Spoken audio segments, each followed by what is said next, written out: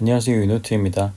오늘은 AST 스페이스 모바일의 2026년 2분기 실적 발표 내용을 정리해 보겠습니다. ASTS는 한마디로 말하면 일반 스마트폰이 위성과 직접 연결되는 우주 기반 셀룰러 네트워크를 만들고 있는 회사인데, 그래서 늘 기대도 크고 반대로 의심도 큰 종목입니다. 이번 실적 발표에서 가장 중요한 포인트는 단순히 매출 숫자 하나가 아니라 이 회사가 정말 상용화 직전까지 왔는가, 그리고 그 로드맵이 실제로 전진하고 있는가였습니다.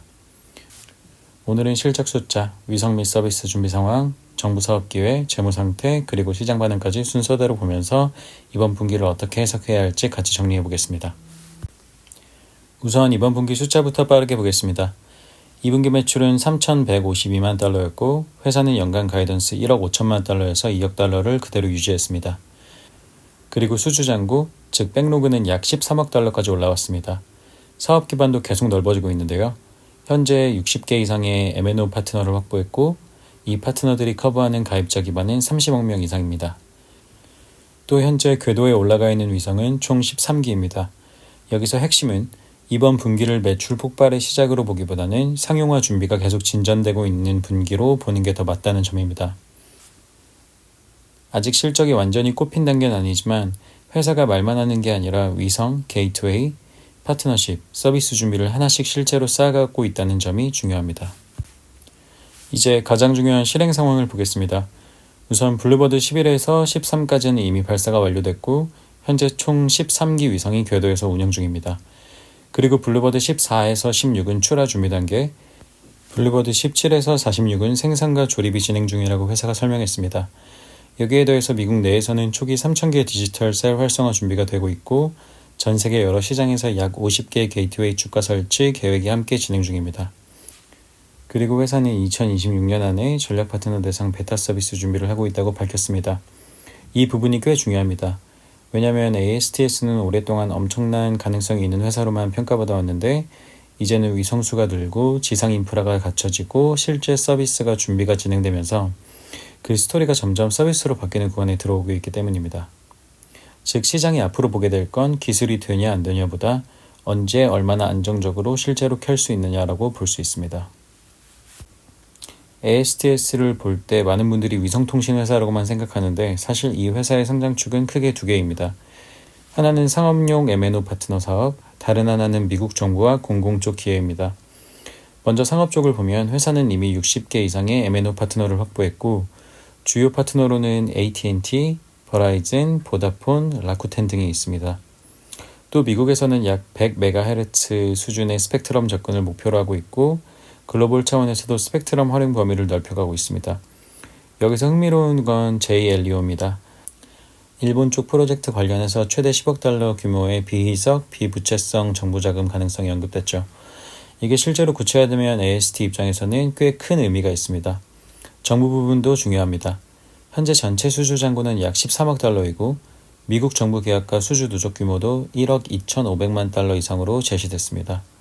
또 신규 3건 수주를 통해 2026년부터 2027년에 걸친 근접 매출 기여도 기대되고 있습니다.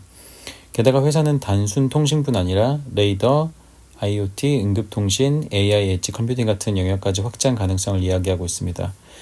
정리하면 ASTS는 지금 민간 통신 파트너십, 정부 사업 확대 이 두 개의 성장 엔진을 동시에 키우고 있는 회사라고 볼 수 있습니다. 이제 재무 쪽을 보겠습니다. 사실 이번 실적에서 시장이 가장 민감하게 본 부분 중 하나가 바로 여기입니다. 우선 6월 말 기준 현금과 제한 현금 합계는 약 27억 달러 수준입니다. 그리고 7월 조달 이후 기준으로 보면 프로포마 현금은 37억 달러 이상으로 제시됐습니다. 또 7월에는 11억 5천만 달러 규모의 전환사채도 조달했습니다. 전환 조건을 보면 금리는 1.625%고 유효 전환가는 149.2달러, 유효 희석은 2% 미만으로 설명됐습니다. 즉 회사는 당장 현금이 부족해서 급한 상황은 아닙니다. 오히려 유동성은 꽤 강해졌다고 볼 수 있습니다. 하지만 반대편도 봐야 됩니다. 장기 부채는 약 29.6억 달러 수준이고, 2분기 보통주주 귀속순손실은 2억 3,090만 달러 적자였습니다. 그래서 해석은 이렇게 하는 게 좋습니다. 돈은 어느 정도 마련했지만 아직 비용 구조는 무겁다. ASTS는 이제 막 본격적인 인프라 구축과 위성 확장 구간에 들어가 있는 회사라서 재무를 볼 때는 단순히 적자냐 아니냐보다 이 현금이 상용화 구간까지 무리 없이 넘어갈 수 있느냐를 보는 게 더 중요합니다. 이번에는 비용 구조와 투자 강도를 보겠습니다. 2분기 조정 영업비용은 1억 1,910만 달러, 그리고 캐펙스 6억 1천만 달러였습니다. 상당히 큰 규모입니다. 또 3분기 가이던스로는 조정 오펙스가 1억 500만에서 1억 1,500만 달러, 캐펙스는 3억 5천만에서 4억 2,500만 달러 수준으로 제시됐습니다. 그리고 회사는 위성당 평균 자본 비용을 2,100만에서 2,300만 달러 수준으로 제시했고 2027년 초까지 블루버드 약 40억의 궤도 배치를 목표로 하고 있습니다. 장기적으로는 100기 이상 글로벌 컨스텔레이션 구축까지 지향하고 있고요. 이 말은 결국 뭘 뜻하냐면 앞으로 상용화가 본격화될수록 고정비, 발사비, 제조 투자가 계속 커질 수밖에 없다는 뜻입니다. 그래서 ASTS의 투자 관점에서 볼 때는 빨리 위성을 더 쏘아 올린다 자체도 중요하지만 그보다 더 중요한 건 그 속도를 감당할 수 있을 만큼 자금을 효율적으로 쓰고 있는가입니다. 즉, 이 회사는 단순 성장주라기보다 실행과 자본 집행을 동시에 검증받아야 하는 회사라고 보는 게 맞습니다. 그럼 시장은 이번 발표를 어떻게 보고 있는지 살펴보겠습니다. 결론부터 말하면 초기 반응은 섞여 있습니다. 좋게 본 사람도 있고 부담스럽게 본 사람도 있습니다. 긍정적으로 본 쪽은 먼저 13억 달러 백로그, 그리고 연간 가이던스 유지를 높게 평가했습니다. 또 45기 배치 로드맵과 100기 이상 장기 비전, 그리고 프로포마 현금이 37억 달러 이상이라는 점도 안도감을 줬습니다. 여기에 60개 이상 M&O 파트너와 정부 TMA 확장도 스토리를 더 탄탄하게 만들었습니다. 반대로 우려 포인트도 분명했습니다. 우선 실적 숫자 자체가 기대 대비 아주 강했다고 보기는 어렵고 큰 순손실, 높은 캐펙스, 장기 부채 확대는 부담 요인이었습니다. 또 상용화 일정, 발사 케이던스, 그리고 실제 초기 서비스 품질이 어떨지에 대해서는 여전히 검증이 필요하다는 시각이 많습니다. 애널리스트와 투자 커뮤니티 반응도 비슷한 결이었습니다. 장기 투자자들은 그래도 회사가 실행 단계로 넘어가고 있다는 점에 주목했고 단기 투자자들은 밸류에이션이 이미 꽤 반영되어 있는데 숫자가 그만큼 따라오고 있느냐를 더 따졌습니다. 즉 이번 실적은 꿈을 꺾는 발표는 아니었지만 숫자로 모든 의문을 지운 발표도 아니었다. 이 정도로 정리할 수 있겠습니다. 마지막으로 정리해보겠습니다. 앞으로 우리가 체크해야 할 포인트는 4가지입니다. 첫째, 2026년 베타 서비스가 실제로 개시되는지입니다.